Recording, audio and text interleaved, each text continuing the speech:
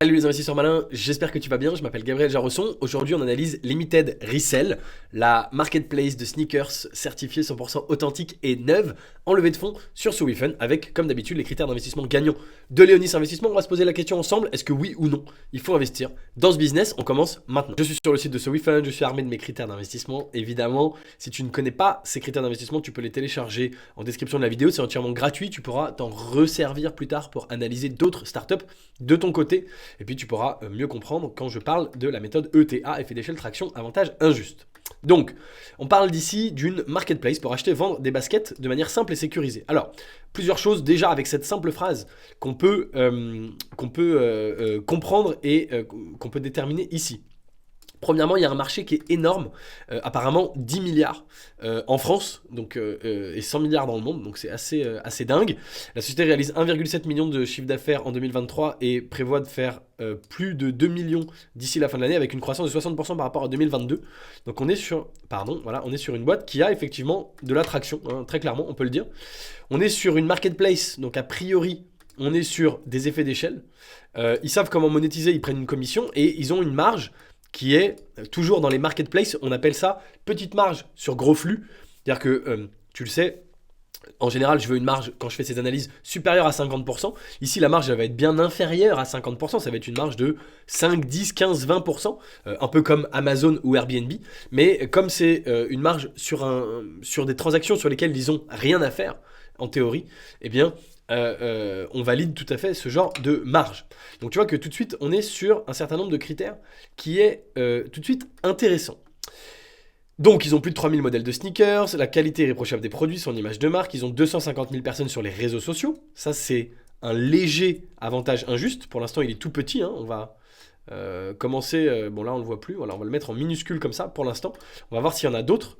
Mais ils ont déjà une communauté sur les réseaux sociaux, donc c'est un avantage injuste. Pourquoi? Bah, si demain, toi et moi, on s'appelle et on veut créer un concurrent, tu m'appelles et tu me dis, tiens Gabriel, si on créait le concurrent de Limited Resell, ok, très bien, on peut le faire. Mais on part avec 0 abonnés sur les réseaux sociaux. Eux, ils ont 250 000 abonnés sur les réseaux sociaux. Donc, dès qu'il y a une nouvelle paire, dès qu'il y a une offre, un lancement, un truc, un machin, ils vont pouvoir le publier en ligne et ça va pouvoir ramener beaucoup de monde. Et ça leur donne en plus 200 000 visiteurs par mois avec un taux de repeat de plus de 10%. Donc, le taux de repeat, je trouve qu'ils auraient pu expliquer, c'est le nombre de personnes qui font un deuxième achat. Il y a 10% des gens qui vont faire un premier achat qui en feront dans la foulée un deuxième. Ce qui n'est pas énorme en réalité. Je ne sais pas pourquoi ils l'ont indiqué aussi haut, ici, comme si c'était un truc de fou. En réalité, je trouve ça pas dingue. Voir les détails dans l'offre complète. Alors, je voudrais... Donc là, c'était les premières choses qu'on pouvait, comme ça, déduire hein, très rapidement. En fait, il y a une subtilité très importante. Si tu as regardé la vidéo, moi je viens de la regarder là à l'instant, juste avant de démarrer la vidéo, tu vois qu'ils inspectent toutes les paires de chaussures une par une. Et donc... ça pose un énorme problème, puisque finalement, ça veut dire que leur plateforme, elle n'est pas infiniment scalable. De base, c'est une place de marché, donc c'est scalable, mais en réalité, si pour chaque paire de baskets, il faut l'inspecter, eh bien, tu as du travail à faire pour chaque vente. Imagine Amazon qui inspecterait à la main tous les produits qui sont vendus sur Amazon. Ou imagine Airbnb qui se rendrait physiquement dans tous les lieux avant de les mettre sur sa plateforme, avant chaque réservation, pour vérifier que chaque lieu correspond bien et qui reviendrait à chaque fois. Parce que même la paire, elle peut être vendue d'occasion, elle peut être revendue plusieurs fois sur la plateforme Limited Resell, ce qui est très bien. Ils gagnent une commission à chaque fois, mais en fait... à chaque fois, il va falloir réinspecter la paire de chaussures. Donc c'est comme si à chaque fois que tu remettais ton appartement sur Airbnb, Airbnb venait vérifier que tu avais bien fait le ménage, que tu avais bien lavé les draps, etc. Donc, tu vois, à l'instant même, en le disant, je me disais, bon, bah, on met orange, c'est-à-dire que c'est une marketplace, mais ils examinent tout. En fait, en expliquant vraiment, en déroulant l'intégralité du truc, c'est pas orange, c'est rouge. C'est-à-dire que à chaque vente, tu dois inspecter les baskets. À chaque vente, tu as du travail supplémentaire.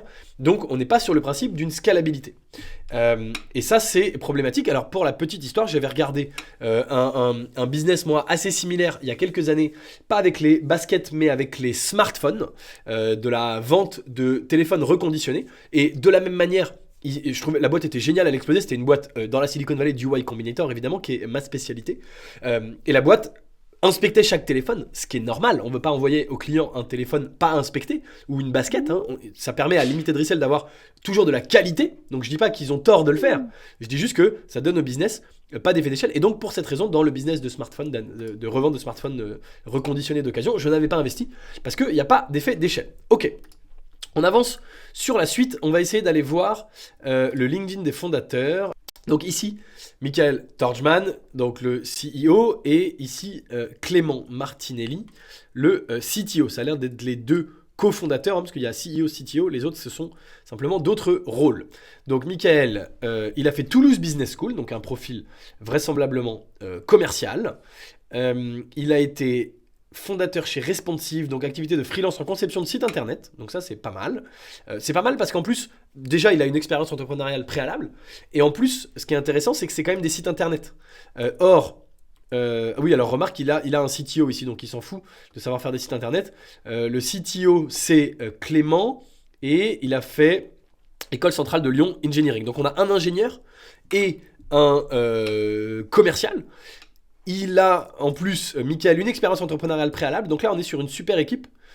Et ici, Clément, est-ce qu'il a une entreprise entrepreneuriale, une expérience entrepreneuriale préalable? Non. Mais il n'empêche que il y en a un des deux qui a déjà été entrepreneur et ils sont complémentaires. Donc l'équipe, on met un critère vert. Ok, nickel. Donc jusque-là, tu vois, tout va plutôt bien. C'est vraiment dommage que... alors, encore une fois, j'allais dire, c'est vraiment dommage qu'ils inspectent les baskets. Je trouve ça très bien pour les clients, mais ça rend le business moins scalable et c'est assez embêtant. Ok, donc là, on a validé l'équipe. Je vais continuer à descendre, essayer de trouver des avantages injustes. Hein, c'est au singulier, mais ça pourrait être au pluriel ici. Avantages injustes. On a parlé de leur communauté sur les réseaux sociaux, c'est pas mal. Maintenant, n'importe qui peut créer un site internet et vendre des baskets. Bon, donc, une marketplace tech, ok.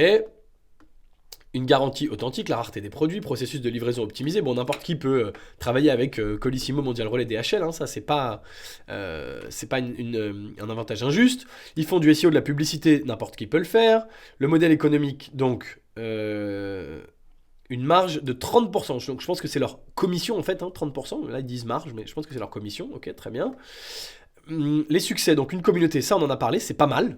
180 000 sur Instagram, bravo. 8 000 sur Pinterest, 40 000 sur TikTok. 800 000 vues par mois, 1,6 million de vues. Voilà, donc ça c'est ok, ça c'est bien, bravo. Ça peut se répliquer, hein, mais ils partent avec une vraie longueur d'avance. On a une traction, une croissance qui a été voilà, 500 000, 800 000, 1,3 million, 1,7 million, 2 millions, bon ok, très bien. Une bonne satisfaction client. Partenaire de renom, un site de sneakers, When2Cop. Bon, ils ont des partenariats dans le domaine. Ça, pareil, je pense que c'est assez facile à répliquer. Le marché, la concurrence.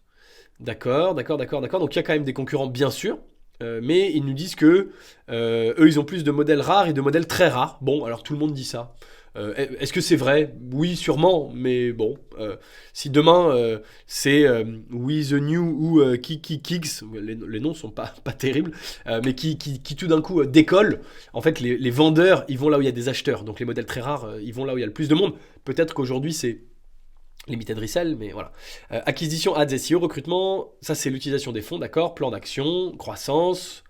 Je termine, mais voilà, je pense qu'on a fait le tour. Bon, donc j'ai pas trouvé d'avantage injuste énorme, si ce n'est que ils ont l'air d'être bien placés parmi les vendeurs existants. C'est-à-dire qu'il y a plusieurs plateformes et qu'ils ont l'air d'être pas mal, qu'ils ont soi-disant des modèles très rares, bon, et qu'ils ont un peu de réseaux sociaux. Donc tu vois, je l'ai un petit peu agrandi pour dire il y a un petit avantage injuste, pas énormissime, mais on peut pas dire qu'il n'y a pas d'avantage injuste du tout. Donc ils sont un peu entre deux eaux. Bon, admettons. Donc, ils prévoient de faire 2 millions de chiffre d'affaires cette année, mais... alors, attends, c'était autofinancement, voilà. Donc, ils ont déjà fait 1,7 million. Donc, on va partir sur 1,7 million. Ils ont 30% de marge, donc ça veut dire qu'ils ont 500 000 de commissions qu'ils ont gagnées. En fait, ils ont fait 500 000 euros de chiffre d'affaires cette année. Ce qui est très très bien. On va voir pour 500 000 euros combien est valorisée la boîte. La valorisation, tu la trouves ici. Il faut te connecter sur Swiftphone et créer ton compte pour y avoir accès. Et donc, qu'est-ce que je pense de cette... Ah, alors je voulais aller voir les chiffres quand même ici. Il y avait une partie chiffres. Donc ils ont 100% du capital, ils n'ont jamais levé de fonds, c'est pas mal. Ici, chiffre d'affaires, 2022-2023. Bon, on n'a pas les années précédentes, mais en résultat positif. Donc ça, c'est quand même, il faut le souligner, parce que bon, ici, moins 10 000, mais sur 2 millions, c'est comme zéro. Hein. Il faut le souligner, c'est vraiment pas mal, parce qu'on a tellement de boîtes sur ce WeFund, ou partout ailleurs d'ailleurs, qui lèvent des fonds, et ici, tu vois qu'ils ont perdu 600 000 balles, et tu dis, ah ouais, bah ok, tu fais 1 million, mais tu perds 600 000 balles. Ici, ils sont à l'équilibre. Donc ça, c'est bien, bravo. Que dire de cette valo?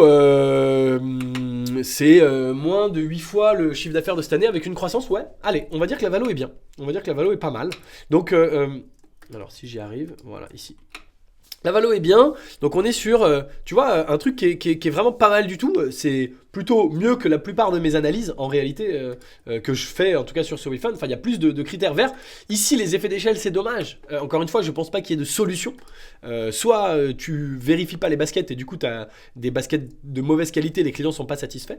Soit tu fais de la qualité, c'est ce qu'ils ont choisi de faire, et c'est bon pour le client final, mais c'est moins bon pour le business.